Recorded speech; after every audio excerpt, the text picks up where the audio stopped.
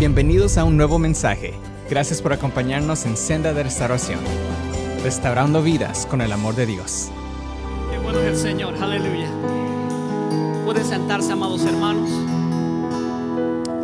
Damos gracias a Dios por el privilegio que Dios nos da de estar en su casa.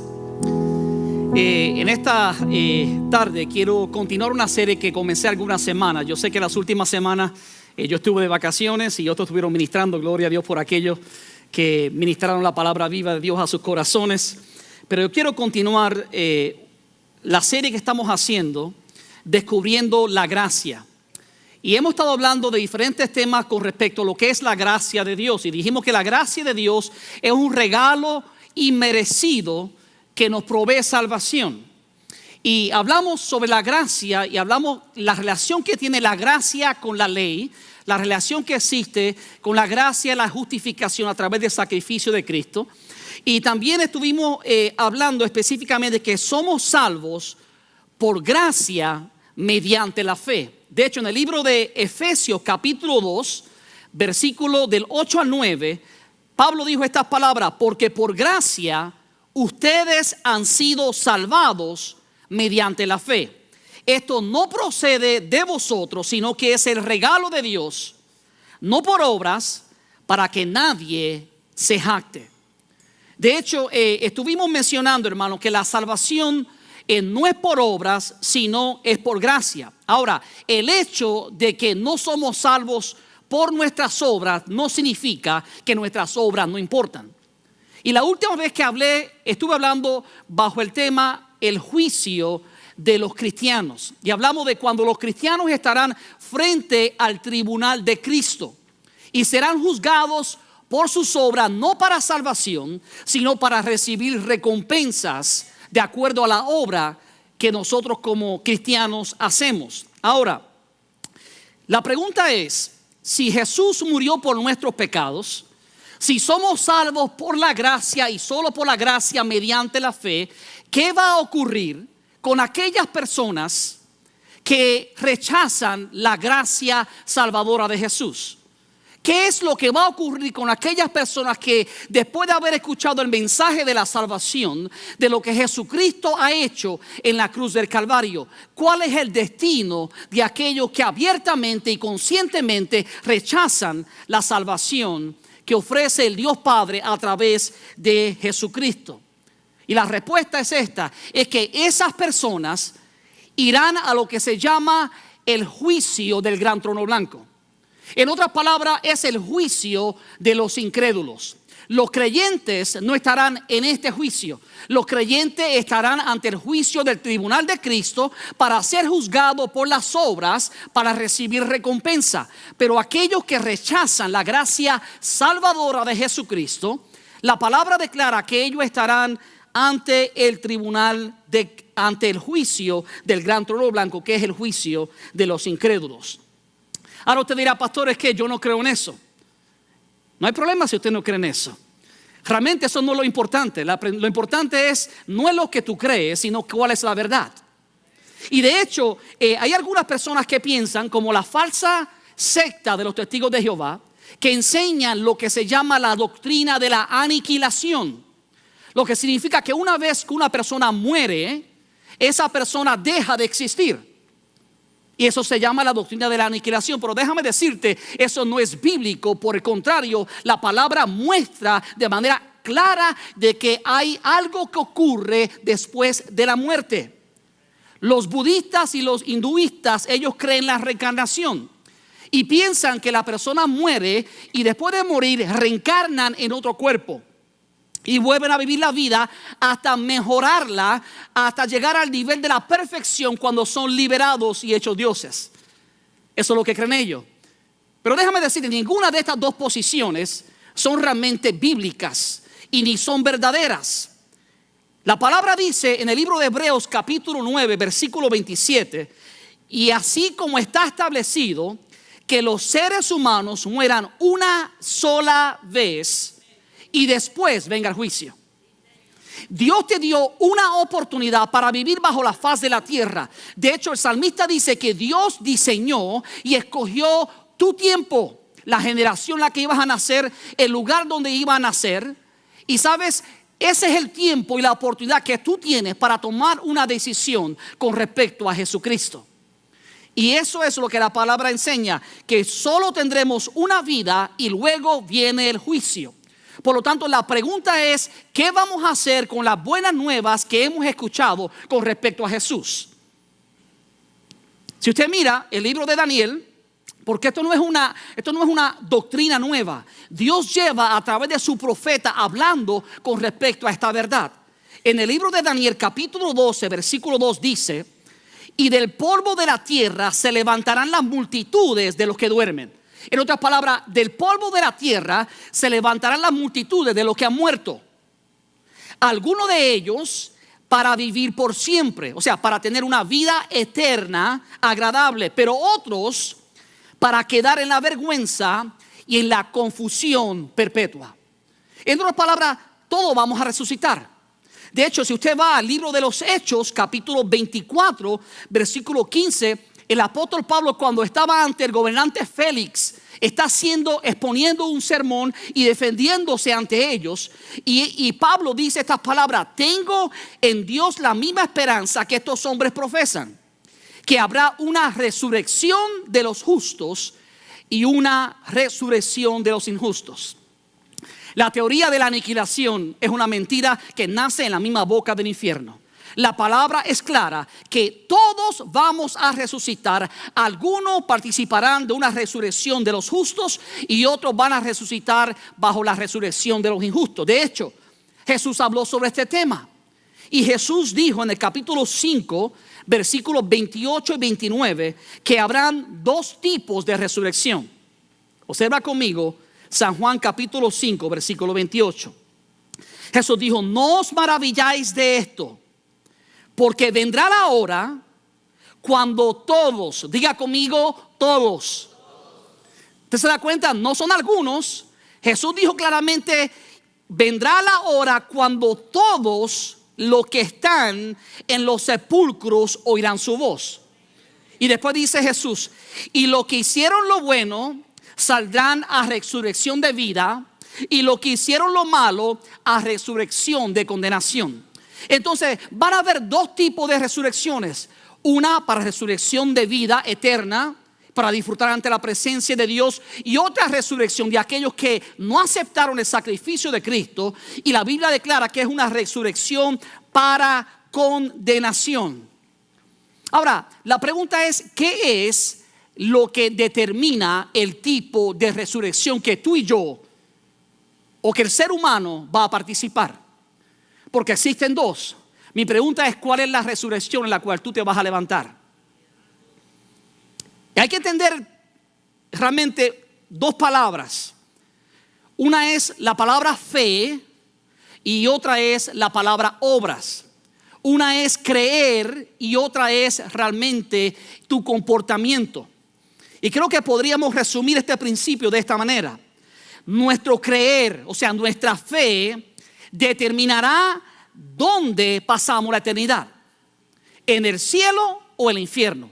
En otras palabras, de acuerdo a lo que tú hagas con respecto a la persona de Jesucristo, al sacrificio que Jesús hizo en la cruz, eso va a determinar dónde tú pasas tu destino eterno. Por lo tanto, nuestra fe o nuestra creencia determina dónde pasamos la eternidad, pero nuestro comportamiento y nuestras obras determinan cómo pasamos la eternidad. Escúcheme claro: Dios es un Dios justo. Y porque Dios es un Dios justo, Dios no va a ignorar las obras que tú y yo hacemos. Pero déjame decirte algo: porque Dios es un Dios justo, Dios tampoco va a ignorar las obras que los incrédulos hacen. ¿Te imaginas? No es lo mismo juzgar a Hitler que juzgar a un hombre que realmente no ha matado a la multitud de personas que ha matado Hitler. Entonces Dios no ignora las obras que Hitler y sus seguidores hicieron. Anoche yo vi una película que se llamaba Walking with the Enemy, que hablaba sobre el tiempo cuando Hitler estaba y cómo Hungría y alguna gente de Hungría se levantaron para salvar a multitudes de judíos. Y a mí me impactaba muchísimo ver la condición en la cual esta gente vivieron y la multitud de personas que murieron injustamente. Pero como Dios es un Dios justo, Dios también va a juzgar, y la condenación y el juicio y el castigo de aquellos que no conocieron a Jesús o que no le confesaron como Rey y Señor va a depender de acuerdo a las acciones y las obras que ellos hicieron. Y entonces las obras importan tanto para el creyente como para el incrédulo. Así que vuelvo a leerlo. Nuestra fe o nuestro creer determina dónde pasamos la eternidad, pero nuestro comportamiento, nuestras obras determina cómo pasamos la eternidad. Porque la verdad es esta: cada uno de nosotros como hijos de Dios tenemos que tomar, o como creación de Dios tenemos que tomar una decisión con respecto a lo que Jesús hizo en la cruz del Calvario. Ahora, ¿dónde es que los incrédulos van a ser juzgados? ¿Cómo es que Dios va a juzgar las obras de los incrédulos? Va a ser en lo que se denomina el juicio del gran trono blanco. Y podemos encontrar esto en el libro de Apocalipsis. En el libro de Apocalipsis, capítulo 20, versículo 11, dice estas palabras: y vi un gran trono blanco. Aquí está Juan en una visión y Dios le muestra a Juan el futuro. Y dice Juan: y vi un gran trono blanco y al que estaba sentado en él, de delante del cual huyeron la tierra y el cielo. Escúchame claro, el hombre da mucha importancia a lo que está en la tierra, pero en el día del juicio, déjame decirte, la tierra y el cielo se disipan. No tienen valor ninguno. Y déjame decirte, cuidado con lo que tú le estás dando valor. Porque si tu enfoque está en la tierra y no te has preocupado por tu eternidad, ese día, en un abrir y cerrar de ojos, te vas a dar cuenta que el cielo y la tierra se disipan delante del trono de Dios. No tienen valor alguno comparado con tu salvación. Así que pon prioridad correcta a lo que merece prioridad. Y vi un gran trono blanco y al que estaba sentado delante de él, del cual huyeron la tierra y el cielo, y ningún lugar se encontró para ellos. Ahora quiero detenerme para mencionar algunas cosas de este versículo bíblico. Dice: y vi un gran trono. Gran habla de la posición de poder del que está sentado en el trono, que es Jesucristo. Jesús es el que tiene poder, un gran trono. Cuando habla de trono, habla de autoridad. Ese día quien estará a cargo del juicio es Jesucristo. Vi un gran trono blanco. Cuando habla de blanco, eso simboliza pureza. Habla de la pureza incomparable que tiene Jesucristo. Porque esto es importante, porque muchos aquel día se van a parar ante Cristo y decirle: Señor, pero yo soy una buena persona. Pero esa no es la pregunta correcta. La pregunta es: ¿eres puro? ¿Fuiste lavado con la sangre del Cordero? Dice la palabra que nuestras obras son como trapos de inmundicia ante la presencia del Dios Todopoderoso. Ese día la pregunta importante no es las obras que tú hiciste, es qué hiciste con el nombre de Jesucristo. Ese día lo importante es qué decisión tomaste con respecto a la persona de Jesús. ¿Cómo yo sé que el que está sentado en el trono? Observa que dice claramente que vi un gran trono blanco y al que estaba sentado en él. ¿Cómo yo sé que Jesús es el que está sentado ante el trono? Porque el mismo Dios Padre dijo que su Hijo sería el que haría el juicio. Observa conmigo en el libro de Juan capítulo 5, versículos 22 y 23. Jesús dijo estas palabras: porque el Padre a nadie juzga, sino que todo el juicio dio al Hijo, para que todos los que honran al Hijo, para que todos honren al Hijo como honran al Padre. El que no honra al Hijo, no honra al Padre que le envió. ¿Te das cuenta? Jesucristo será el que está sentado en el trono, porque Jesús será la persona que estará juzgando a cada ser humano. En el tribunal, en el juicio del gran trono blanco, Jesús será realmente el juez. Pablo tocó este tema en 2 de Tesalonicenses, en el capítulo 1, versículo 7. Y Pablo dijo estas palabras: cuando se manifieste el Señor Jesús desde el cielo con los ángeles de su poder en llama de fuego. Ahora no viene como un cordero Ahora viene como un guerrero. Ahora viene con llamas de fuego en sus ojos. En llama de fuego. Escuche, ¿para qué? Para dar retribución. O sea, para pagar a los que no conocieron a Dios, ni obedecen el evangelio de nuestro Señor Jesucristo, los cuales sufrirán pena de eterna perdición, excluidos de la presencia del Señor y de la gloria de su poder. Ahí está claro. Jesús dice la palabra que cuando después de estar 40 días en la tierra y dar evidencia de su resurrección a los apóstoles y a más de 500 personas, Él ascendió al cielo. Y aquí dice la palabra que aparecieron 2 ángeles y le dijeron: ¿por qué están mirando al cielo? Ese mismo que se fue vendrá por ustedes. Ahora, cuando Jesús venga, la palabra dice que Él vendrá con sus ángeles de su poder en llama de fuego para retribuir a los que no conocieron a Dios. ¿Y cuál es la retribución? ¿Cuál es el pago? Los cuales sufrirán pena de eterna perdición, excluidos de la presencia del Señor. Lo más lamentable para el ser humano va a ser esto. Y déjame decirte algo, iglesia. Esto no es algo que debe darte alegría. Esto es algo que debe traer carga y compasión a tu corazón. Tú y yo, por eso es que Dios nos ha llamado a hacer lo que llevamos la buena nueva del evangelio. Da por gracia lo que por gracia has recibido. Ir por todo el mundo y predicar el evangelio a toda criatura. Ese es nuestro mandato, esa es nuestra responsabilidad. En Jerusalén, Judea, Samaria y hasta lo último de la tierra. Dice la palabra en el libro de Ezequiel que nosotros somos como atalayas. Atalayas que escuchan la voz de que viene calamidad, de que viene muerte, y le gritamos a la gente: por favor, escapa, aleluya, porque pronto vendrá la espada a este mundo. Y la Biblia dice que si nosotros no abrimos nuestra boca, la sangre de esas personas será demandada de nosotros como atalayas. Y déjame decirte, iglesia, eso es una gran responsabilidad. Si tú no estás compartiendo tu fe, la buena nueva del evangelio, es tiempo que comiences. Es tu responsabilidad y Dios te va a llamar a cuenta por no hacerlo.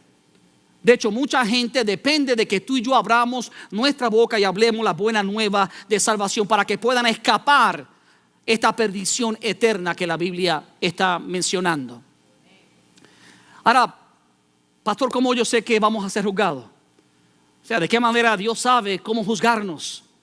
¿Dónde es que Dios está escribiendo todo lo que yo he hecho? ¿Será posible que Dios pueda realmente tener un libro tan grande que guarde la nota de billones de personas que han vivido sobre la faz de la tierra? La respuesta es sí. Observa conmigo lo que dice el versículo siguiente de Apocalipsis capítulo 20. Versículo 12 de Apocalipsis 20 dice: y vi a los muertos, grandes y pequeños, de pie ante Dios. Y después dice: y los libros fueron abiertos. Note que dice: y los ¿qué? Libros en plural.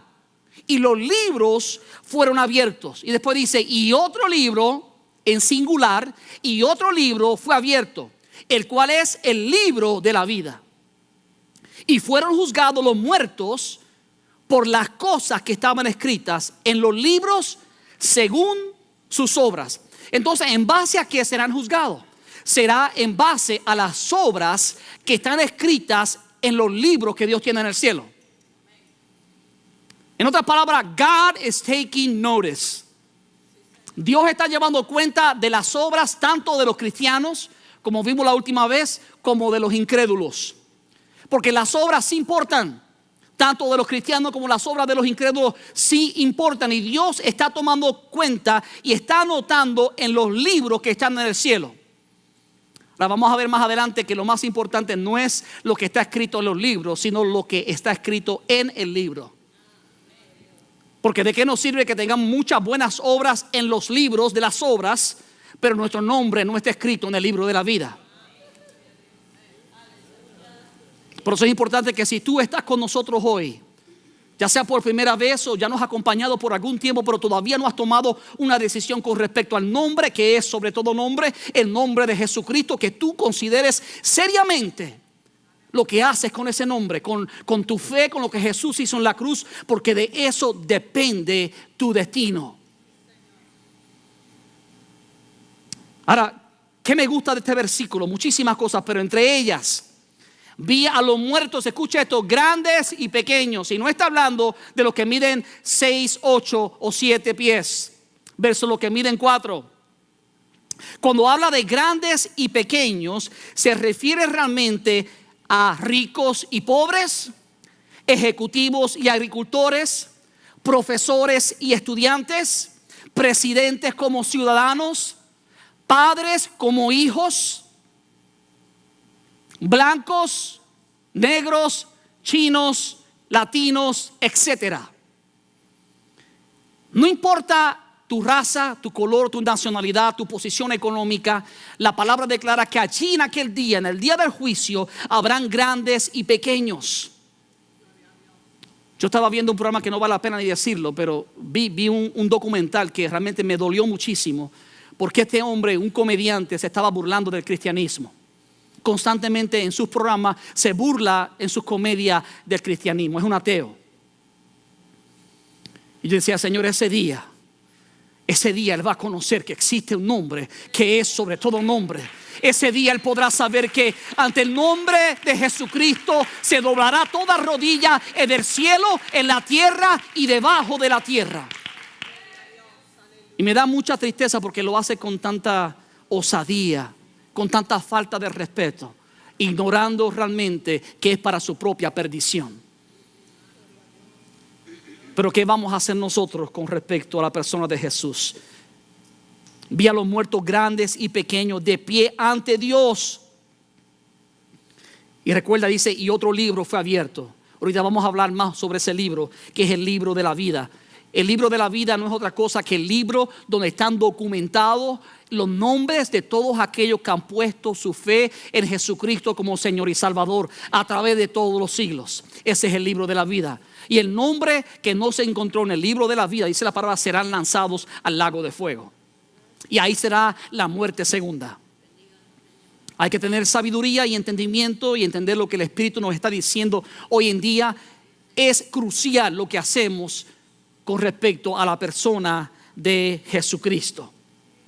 Por eso que en el libro de Apocalipsis capítulo 20 versículo 13 dice: y el mar entregó a los muertos que había en él, y la muerte y el Hades entregaron a los muertos que había en ellos, y fueron juzgados cada uno según sus obras. Aquí vuelve a enfatizar nuevamente Juan en la visión que tiene de que todos los muertos van a salir, los que están en el mar y los que están en la tierra van a salir, y la palabra declara que resucitarán para ser juzgados en el juicio del gran trono blanco. Y van a ser juzgados cada uno según sus obras. Pero ¿por qué es que Dios los va a juzgar por sus obras si ya están perdidos? ¿Qué diferencia hace?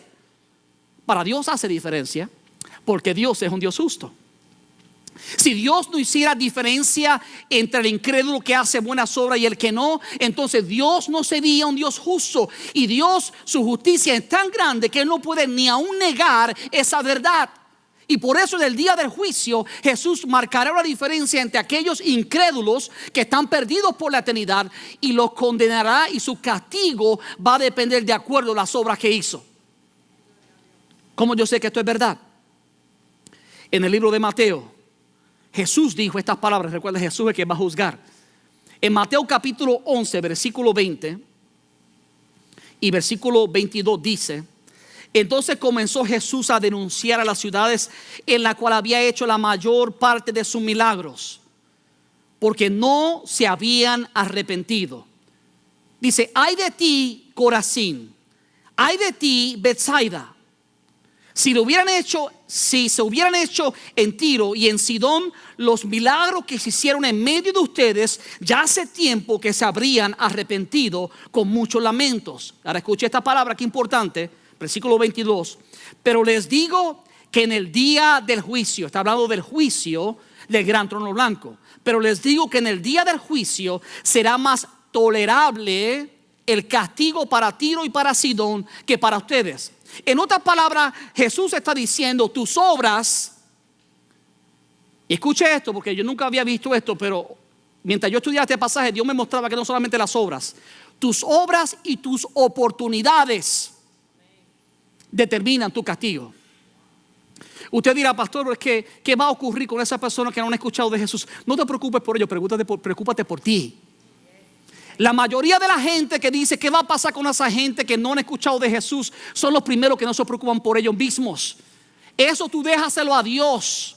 La pregunta es, ¿qué es lo que tú has hecho o vas a hacer con lo que escuchaste hoy? No te preocupes por aquel que no ha escuchado aún de Jesús. Preocúpate por tu propia vida si no has tomado una decisión con respecto a Jesús. Jesús está diciendo, yo caminé por estas ciudades, hice muchos milagros, muchos prodigios, y aún así la gente no se arrepintió de su pecado ni me reconoció como el Mesías. Tuvieron muchas oportunidades. Y déjame decir, si hay una nación que ha tenido múltiples de oportunidades, en los Estados Unidos de América. Y a lo mejor tú vivías en un país idólatra y Dios te sacó de allá y te trajo a América, a los Estados Unidos. ¿Sabes qué? La meta principal de Dios no era que tú hicieras dinero. La meta principal de Dios es que hoy tú estuvieras escuchando lo que puede cambiar el destino eterno de tu vida y de tu familia. Aleluya. Porque Dios es un Dios justo. Dios quería asegurarse que tú no tuvieras ninguna excusa, sino que tuvieras la oportunidad de saber que algún día un pastor en una iglesia abrió su boca, compartió la buena nueva del evangelio y te dijo que hay un Salvador que se llama Jesucristo, el Hijo de Dios, el único mediador entre Dios y los hombres. Aleluya. Si Dios no vino para condenar el mundo, Jesús vino para que el mundo fuera salvo a través de él. Y hoy yo no vengo a condenarte, por el contrario, la razón por la cual te hablo es porque te amo, es porque Dios te ama, es porque Dios quiere evitar que vivas condenado por la eternidad, apartado de su presencia. Aleluya. God loves you so much, He doesn't want you to leave this place the same you came. You must make a decision regarding the person of Jesus Christ. Usted dirá, pastor, es que yo no he dicho nada. El que calla y el que guarda silencio en frente a la decisión con respecto a Jesús está rechazando igualmente a Jesús. No existe una posición neutral con respecto al sacrificio de Jesús en la cruz. O creemos en la obra salvadora de Jesús o rechazamos la obra salvadora de Jesús. Y de acuerdo a nuestra decisión va a ser realmente el destino eterno el cual vamos a tener. De hecho, Jesús no se detuvo ahí. Jesús siguió hablando de otras ciudades. Versículos 23 y 24 de ese mismo capítulo, Mateo 11, Jesús dijo: y tú, Capernaum, si los milagros que se hicieron en ti se hubieran hecho en Sodoma, esta habría permanecido hasta el día de hoy. Pero te digo que en el día del juicio será más tolerable el castigo para Sodoma que para ti. Wow. Y Sodoma fue destruida con fuego y azufre. Ahora, la frase importante que yo quiero que ustedes no olviden es que Jesús dice que será más tolerable el castigo para Sodoma y Gomorra que sería para Capernaum. Más tolerable significa que Dios va a castigar más a Capernaum, a los que vivieron en Capernaum y rechazaron el nombre de Jesucristo, después que Jesús caminó por sus calles polvorientas, después que Jesús hizo multitudes de milagros, después que Jesús sanó a los enfermos, dio vista a los ciegos, aleluya, resucitó muertos. Y ellos, viendo la obra de Jesús, aún así decidieron rechazar a Jesucristo como Rey, como Señor, como Mesías. Lo que Dios está tratando de decir: aún a los incrédulos Dios los va a juzgar por sus obras, buenas o malas, y también por las oportunidades que tuvieron. Por eso tú y yo, escúchame claro, tenemos que constantemente darle oportunidades. Tenemos que hablar de Jesucristo. Primero, para que tenga una oportunidad genuina de aceptar la salvación de su alma. Y segundo, porque serán las mismas palabras que el Señor usará para juzgarlos. Toqué a tu puerta, te envié esta persona a tu trabajo, te envié este joven a la universidad, te envié esta joven a high school, te envié este compañero de trabajo.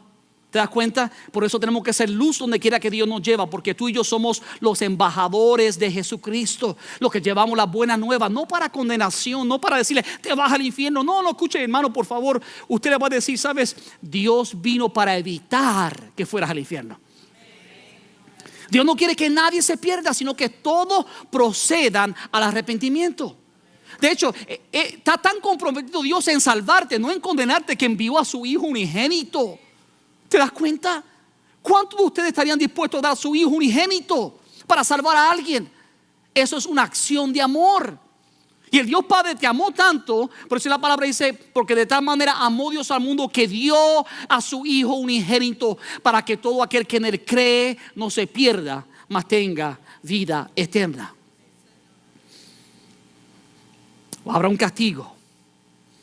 Ahora escuche, ¿quiénes estarán apartados de Dios? En el Apocalipsis capítulo 21 versículo 8 dice, pero los cobardes, dice la palabra que el reino de los cielos se hace fuerza y los valientes lo arrebatan. Aceptar a Jesús es de valiente, no es de cobarde. Dice, pero los cobardes, escucha esto, e incrédulos. Pero cobardes e incrédulos, los abominables y homicidas y fornicarios y hechiceros y los idólatras, pastor, de verdad, y los mentirosos. Dice, y todos los mentirosos tendrán su parte en el lago que arde con fuego y azufre, que es la muerte segunda. Recuerdo que muchos años atrás predicó un mensaje titulado el que nace dos veces muere una sola vez. ¿Sabes por qué? Porque cuando tú naces naturalmente, por hay que nacer en Cristo, como Dios le dijo a Nicodemo en San Juan capítulo 3, te es necesario nacer de nuevo de agua y del Espíritu. Y los que nacen dos veces solo tendrán una sola muerte, si es que mueren físicamente, pero nunca participarán de la segunda muerte.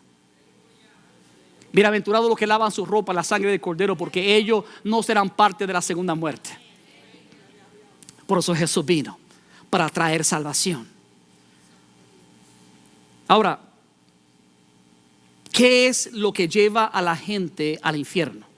Si Jesús no quiere que nadie vaya al infierno, si Jesús hizo provisión a través de, el Padre hizo provisión a través de Jesucristo, la muerte de Jesús en la cruz y derramamiento de sangre y su resurrección para evitar que la gente vaya al infierno, entonces ¿por qué la gente va a ir al infierno? La respuesta nos la da el apóstol Pablo en Romanos capítulo 2, versículo 5. Dice, pero por tu dureza y por tu corazón no arrepentido, atesoras, o sea, acumulas para ti mismo ira para el día de la ira. El día de la revelación del justo juicio de Dios, el cual pagará a cada uno conforme a ¿qué? A sus obras. Entonces la razón por la cual la gente, hermano, va al infierno es porque tienen el corazón endurecido y no se arrepienten de sus pecados y no aceptan lo que Jesús vino a hacer por ellos en la cruz. Tú no tienes que morir en la cruz, ya Jesús murió. Tú no tienes que derramar tu sangre, Jesús derramó tu sangre. Tú no tienes que vivir bajo maldición, Jesús tomó tu maldición. Dice, maldito aquel que es colgado en el madero. Jesús fue colgado en un madero por amor a ti, para que tú no tengas que hacerlo. Y aunque fuera, ¿sabes? No podías ser salvo porque no eres santo. Pero Jesús, siendo perfecto, sin mancha y sin arruga, como el cordero inmolado, fue llevado a la cruz y allí derramó su sangre santa y pura para salvar a todos aquellos que ponen su fe en Jesucristo. Gloria sea el nombre de Jesús. Entonces lo importante aquí es esto. Por supuesto que Dios va a juzgar a los incrédulos de acuerdo a sus obras, pero eso realmente no es tan importante como lo otro. Dijimos al principio que fueron abiertos los libros, pero después decía, y hubo otro libro en singular, que era el libro de la vida. Y observa lo que dice la palabra de Dios en el libro de Apocalipsis capítulo 20, versículos 14 y 15. Dice, tu nombre, dice, la muerte y el infierno fueron arrojados al lago de fuego. Este lago de fuego es la muerte segunda. Aquel cuyo nombre no estaba escrito en el libro de la vida era arrojado al lago de fuego. Entonces viene el juicio del gran trono blanco. Dios va a tener dos libros. bueno, no 2 libros, un libro y muchos libros. Los libros donde están escritos las obras. Lo primero que Dios va a hacer es, ¿verdad? Esto no es cierto, pero lo voy a decir. Vamos a imaginarnos que San Pedro, como dicen los chistes de San Pedro, ¿verdad? Mejor dicho, digamos que hay un ángel. Y Jesús le dice al ángel, mira, averigua ahí en orden alfabético el nombre de Juan Mendoza. Si hay un Juan Mendoza, me perdona. Y si eres, a lo mejor Dios te está hablando. Averigua si está Juan Mendoza y viene, va por apellido Mendoza, Marco, Mendoza, Magdiel, Mendoza, Jessica, Mendoza. No está. Entonces lo que Dios dice inmediatamente, como su nombre no está escrito en el libro de la vida, lamentablemente esa persona ahora es condenada a pasar la eternidad separado de la presencia de Dios. Pero como Dios es un Dios justo, Dios entonces dice, ahora ábreme los otros libros. Los libros de las obras donde están escritas las obras que hizo esta persona. Y de acuerdo a las obras que esa persona hizo, es el castigo eterno que ese incrédulo va a recibir. Porque Dios es un Dios justo. Ahora, lo importante aquí es cómo me aseguro que mi nombre esté escrito en el libro de la vida. That is the most important thing. Que tu nombre esté escrito en el libro de la vida. Aunque las obras son importantes, déjame decirte, yo prefiero que tú no hagas ninguna obra, pero que te asegure que tu nombre esté escrito en el libro de la vida. Si vas a fallar en alguna área, mejor falla en las obras, pero no falles en asegurarte que tu nombre esté escrito en el libro de la vida. Porque eso es lo que va a determinar dónde vas a pasar la eternidad, en el cielo o en el infierno. Y yo sé que esto es un mensaje que no es muy popular. De hecho, ya usted no escucha casi estos mensajes en las iglesias. Lo que usted escucha son mensajes de positivismo. Todo es bueno, sí puede, hacia adelante, Dios está contigo. Vive la vida como quiera, pero Dios te ama. Pero las obras importan. ¿Y qué ocurre con respecto a la persona de Jesús? Puedes estar sentado en las bancas de la iglesia por tantos años, escuchando el mensaje, aplaudiendo y cantando, pero si nunca aceptaste a Jesús como tu Señor y tu Salvador, lamentablemente tu nombre no estará escrito en el libro de la vida. ¿Qué debes hacer para que tu nombre esté escrito en el libro de la vida? Jesús nos dijo estas palabras, Juan 5:24. De cierto os digo que el que oye mi palabra y cree al que me envió tiene vida eterna. Y escuche esto, y no vendrá a condenación, mas ha pasado de muerte a vida. Aleluya.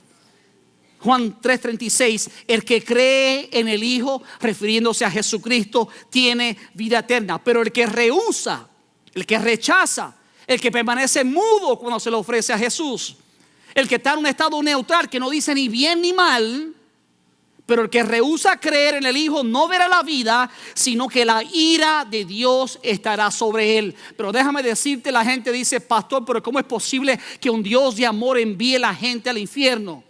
Ese es el comentario más ridículo que yo he escuchado. Es la mentira más grande que yo he escuchado. Dios no envía a nadie al infierno. La gente se envía sola. ¿Por qué yo digo eso? Porque la razón por la cual Jesús vino es para evitar que el ser humano vaya al infierno. De hecho, la Biblia dice que el lago de fuego fue hecho para Satanás y sus ángeles. No para ti, porque tú tienes la oportunidad de aceptar el regalo de la salvación en Cristo. Entonces no debe haber ninguna razón por la cual tú vayas al infierno, pero tú tienes que decidir escoger creer en el sacrificio de Jesús. Ese es tu pasaje al cielo. No son tus obras. Somos salvos por la gracia mediante la fe, no por obras para que nadie se gloríe. Ese día las obras realmente no importan tanto. Lo que importa realmente es que tu nombre esté escrito en el libro de la vida. Ahora, ¿cómo yo me aseguro que ese nombre esté escrito en el libro de la vida? ¿Qué necesito hacer? Observa lo que Pablo dice en Romanos 10, y con esto voy a terminar. Dice, esta es la palabra de fe que predicamos. Yo estoy predicando, esta es la palabra de fe que estoy predicando. Escuche claro. Esta es la palabra de fe que predicamos, dijo el apóstol Pablo.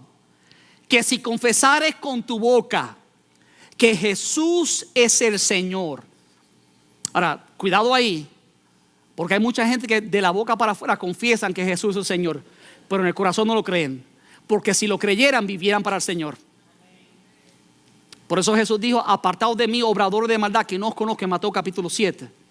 Muchos dirán: mi nombre, Padre, en tu nombre echamos fuera demonios, sanamos enfermos. Y Jesús le dice: apartaos de mí, obradores de maldad, que no os conozco. No se trata solamente de hacer una confesión con la boca. Eso es importante, pero igual de importante es creer en tu corazón. Que si confesares con tu boca que Jesús es el Señor y creyeres en tu corazón que Dios se levantó de los muertos, serás salvo. Porque con el corazón se cree para justicia, pero con la boca se confiesa para salvación. Entonces, ¿qué es lo que tenemos que hacer hoy? Si tú realmente entiendes lo que Dios te está diciendo, que va a haber un juicio que se llama el juicio del gran trono blanco, donde Jesús estará sentado en su trono para juzgar a cada persona de acuerdo a sus obras. Ahora, las buenas noticias son estas: tú no tienes que comparecer ante el juicio del gran trono blanco. Por el contrario, Dios quiere darte la oportunidad hoy para que tú compadezcas ante un juicio diferente, que se llama el juicio del tribunal de Cristo, donde todos los que pusieron su fe serán recompensados, no juzgados, recompensados por sus obras. Pero para eso, para trasladarte y escoger el juicio correcto, tienes que entrar por el camino. Jesús dijo: yo soy el camino, yo soy la verdad, yo soy la vida, y nadie viene al Padre si no es por mí. Al principio lo tomamos como 30 minutos bautizando públicamente a hombres, mujeres y jóvenes que han puesto su fe en Jesús. Y Dios te trajo para que tú vieras ese acto.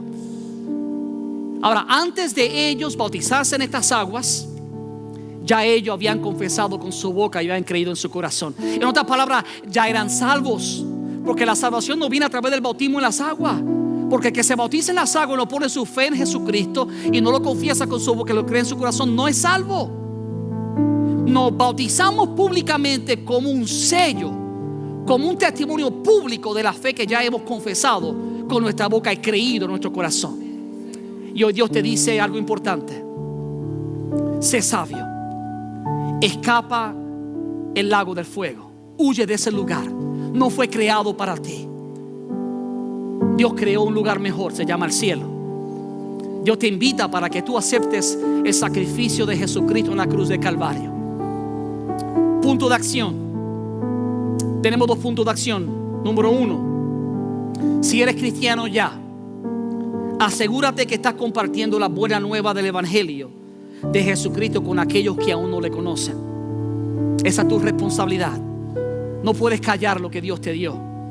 Tienes que compartir. Tú eres responsable de ser embajador de Jesucristo. Así que cuando salgas de este lugar, tu misión, cuando vayas a comer al restaurante, es hablarle a alguien de Cristo. Mañana en tu trabajo, hablarle a alguien de Cristo. Pasado mañana, hablarle a alguien de Cristo. Todos los días tenemos que tener la meta, no una vez al mes, todos los días ser luz en medio de las tinieblas. Dejarle saber a alguien que escape del mismo infierno y acepte el regalo de salvación que está en Cristo Jesús. Ahora, si tú todavía no has dado el paso de aceptar a Jesucristo, tu punto de acción es este: asegúrate que tu nombre está escrito en el libro de la vida. ¿Cómo? Aceptando a Jesús como tu único Señor y tu único Salvador. Ponte de pie conmigo en esta tarde.